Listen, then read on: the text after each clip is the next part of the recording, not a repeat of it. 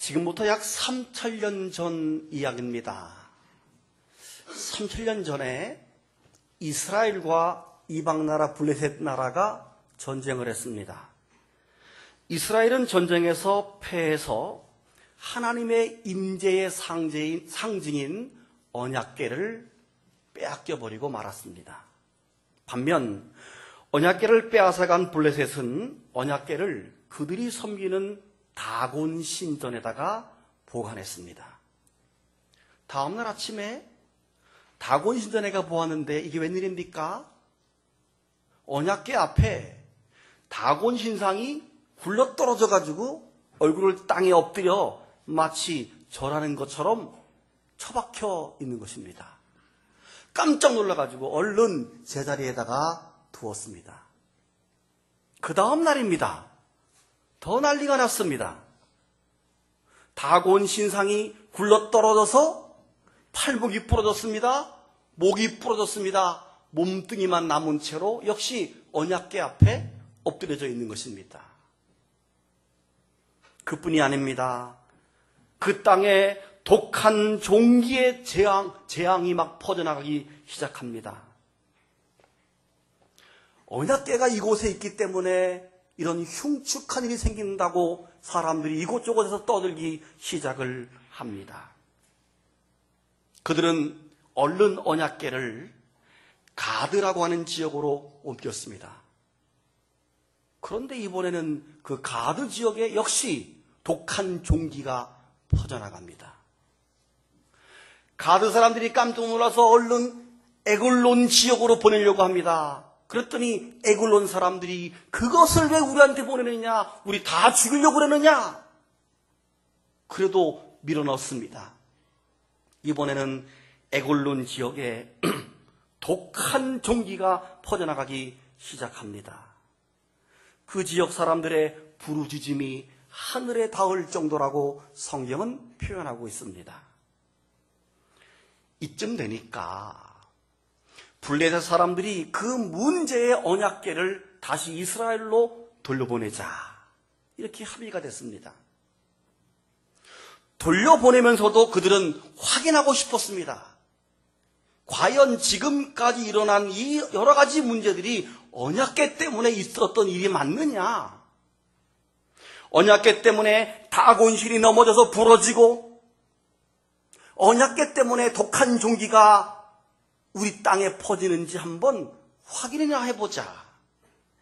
그래서 수레를 하나 만들었습니다. 새로 수레를 다 만들어서 거기다가 언약궤를 쫙 올려놓고 아직 한 번도 멍에를 매보지 않고 새끼를 낳은 지 얼마 안 돼서 여전히 젖이 돌고 있는 젖이 나는 암소 2마리를 선택해서 그 수레를 끌게 했습니다. 그리고 송아지들은 잡아다가 우리에 가두어 뒀습니다. 아직 젖을 먹여야 하는 모성애를 가진 어미소 2마리가 새끼 송아지를 떼어놓고 수레를 끌고 곧장 이스라엘 땅 베세메스로 간다면 이 지금까지의 모든 재앙은 하나님이 내리신 것이 확실하다.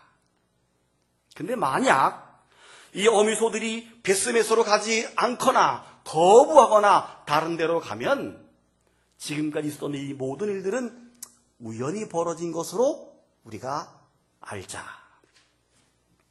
이렇게 한 겁니다. 확률적으로는 어미소들이 곧장 이스라엘 땅으로 가지 않고 다른 데로 갈 확률이 훨씬 많습니다. 왜요? 아직 젖을 물려야 되는 새끼 송아지가 지금 여기 남아있기 때문입니다. 말 못하는 짐승이지만 사람 못지않게 모성애가 얼마나 강합니까? 그것도 둘 중에 한 마리라도 돌아오려고 하면 더 이상 전진할 수가 없는 겁니다. 2마리 암소 모두가 모성애를 벌이는 것은 쉽지 않습니다. 그리고 수레가 새 것입니다. 아직 바퀴가 빡빡해요. 한 번도 멍에를 매보지 않았습니다. 무겁습니다. 어깨가 아픕니다. 자연스럽게 앞으로 전진하는 것은 확률상 거의 어렵습니다. 언약궤를 싣고 가는 이 두 마리 어미소가 좌로나 우로나 치우치지 않고 갈 확률은 거의 없어 보입니다. 그런데 만약 그렇게 곧장 베세메스 이스라엘 땅으로 간다면 이 어미소들은 정말로 하나님의 사명을 지고 가는 것이다. 이렇게 우리가 여길 수 있습니다. 자, 이제 어미소 두 마리가 출발합니다. 사람들은 과연 이 소들이 이스라엘 진영으로 갈 것인가 숨죽여서 지켜봅니다. 그때 뒤에서 새끼 송아지들이 어미를 찾아 울고 있습니다. 음메, 음메, 엄마를 부릅니다. 그 울음소리가 지금 어미소들에게 들려옵니다. 어미소들은 돌아보고 싶습니다.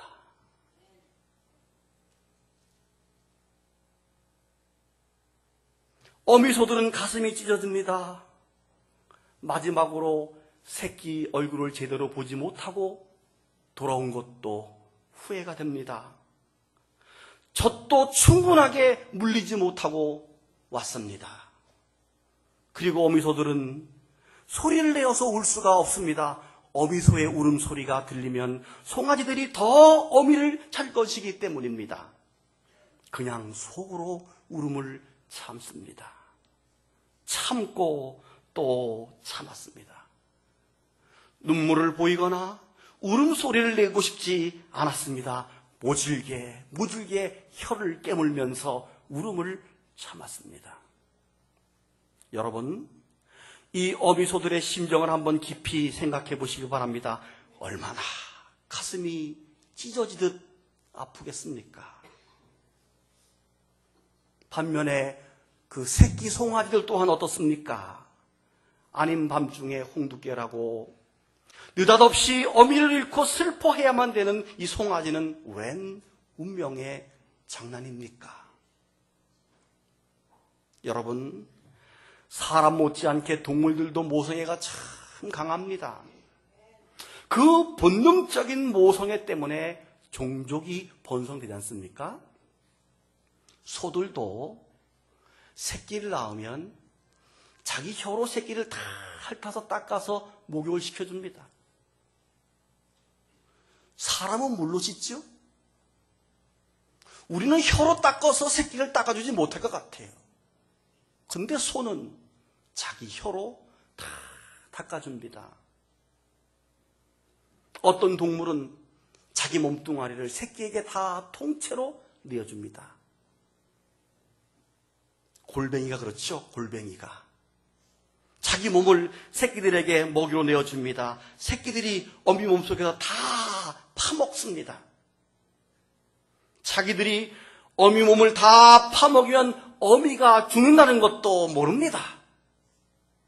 껍질만 남아서 논두렁에 둥둥 떠내려갈 때까지 새끼들은 한 점까지 어미의 살을 파먹습니다. 그렇게 자기 몸이 껍질만 남아도 어미는 행복한 겁니다. 내가 죽어서 자식이 살 수만 있다면 죽는 거 그까짓 거 뭐 두렵습니까? 그것이 바로 모성애입니다. 우리 사람도 부모 속을 다 파먹고 부모가 늙어져서 껍질이 비닐처럼 다 기름기가 없을 때쯤 되면 부모에게 떨어져 나가서 지금까지 내 힘으로 큰 건 양 부모를 무시하며 살지요. 달팽이 새끼랑 다를 게 무엇이 있습니까? 부모 속을 다 파먹고 부모가 죽어도 내가 잘나서 여기까지 온 줄로 알고 사는 게 달팽이나 우리 인생이나 다를 게 뭐 있습니까? 새끼를 두고 떠나는 이 어미소의 마음, 어미와 생이별하는 새끼 송아지 모두에게 아픔이고 가슴이 먹먹해지는 순간입니다. 사람이나 짐승이나 이별은 슬프기 때문입니다. 여러분, 통계를 보니까 부부가 결혼해서 살면서 대부분 한두 번쯤 이혼을 생각해보지 않은 부부가 없다고 그래요. 그래요. 한두 번쯤 이혼을 생각하지 않고 사는 부부가 과연 몇이나 될까요? 그러나 참고 살아야 되는 이유가 있습니다. 왜요? 자식 때문입니다. 자식과 떨어져야 되는 부모도 평생 아픔이겠지만 아버지 쪽을 선택하든지 엄마 쪽을 선택해야 되는 자식도 평생 아픔이고 상처이기 때문에 그냥 따라합시다. 웬만하면 살자. 끝까지 살자. 평생 참고 살던 할머니들이 황혼이혼을 많이 신청한다고 그래요. 우리 남자들은 끝까지 경계를 놓쳐서는 안 됩니다. 끝까지 잘해야 됩니다. 다시 본문으로 돌아갑니다. 어미소들은 새끼 송아지의 울음소리를 들으면서 지금 가고 있습니다. 돌아보고 싶습니다. 지고 가던 멍에를 던져버리고 거부하고 새끼에게로 돌아가고 싶습니다. 그런데 지금 한 번도 경험해보지 못했던 이상한 느낌이 내 몸속에서 일어나고 있습니다. 분명히 새끼 송아지에게로 가야 되는데 그럴 수 없는, 절대적으로 거역할 수 없는 느낌이 내 몸속에서 일어나고 있습니다. 그리고 그 명령을 거역할 수가 없습니다. 하나님의 명령이었죠. 좌로나 우로나 치우치지 말고 곧장 이스라엘 땅 베세메스로 가라 하는 하나님의 명령. 그 하나님의 사명이 그들에게 지워졌던 것입니다. 거부할 수 없는 운명적 사명을 받게 된 어미소들은 울었습니다. 그리고 하나님의 사명을 받들어서 곧장 걸어갑니다. 12절이죠. 암소가 베세메스 길로 바로 행하여 대로로 가며 갈 때에 울고 좌우로 치우치지 아니하였다. 어미소들은 주르 눈물을 흘리며 가고 있는 것입니다. 울며 가는 그 길. 사랑하는 여러분, 여러분은 그런 사명을 받아본 적이 있으십니까? 거역할 수 없는 하나님의 명령, 때로 하기 싫어도 해야 하고 거역하고 싶지만 묵묵히 참고 가야 되는 그 사명, 울며 가야 하는 그 사명이 여러분에게는 있습니까? 예수 믿노라고 하면서 하나님으로부터 그런 사명 한 번쯤 받아보지 못했다면 한번 깊이 생각해 봐야 되지 않겠습니까? 내가 이렇게 사명도 없는 시시한 인생인가? 하나님 앞에 내가 이렇게 시시한 인생인가? 내 신앙이 이렇게 시시할 수 있을까?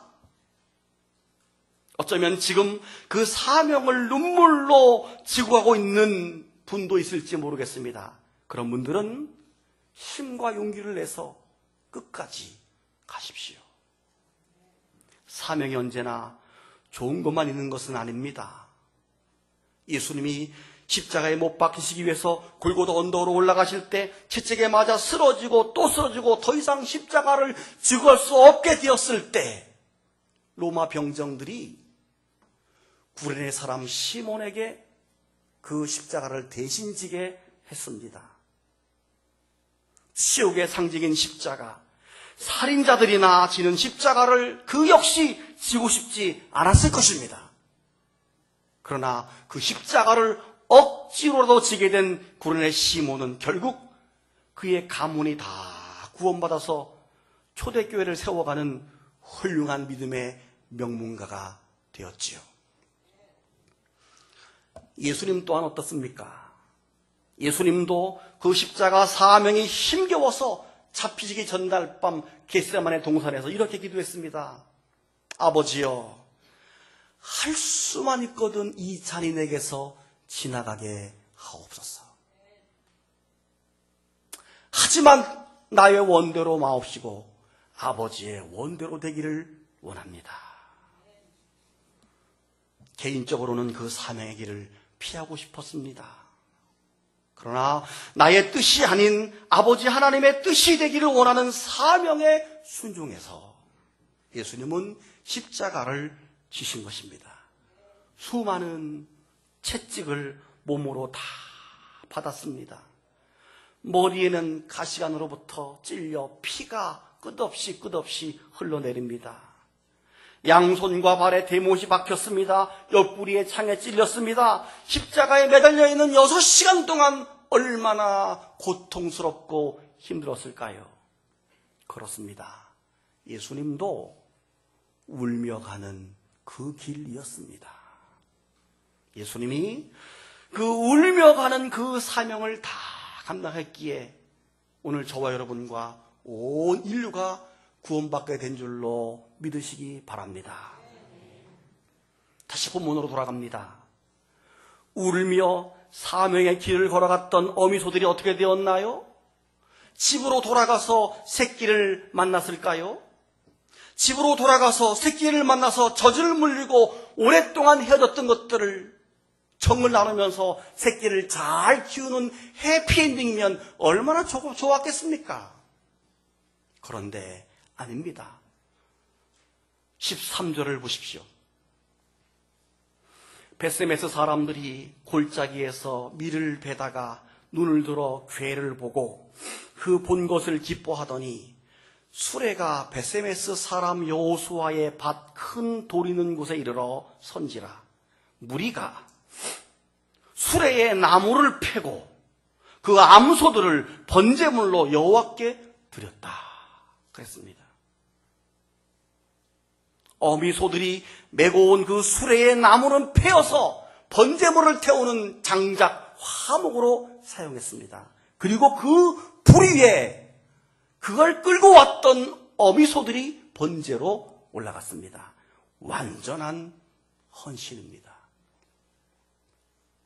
여러분, 자기들이 끌고 간 그 수레의 나무를 패어서 번제물을 태우는 장작이 되었고 그 불 위에 제물로 암소가 올라갔다 하면서 그 장면을 보면서 떠오르는 사건이 있어야 합니다.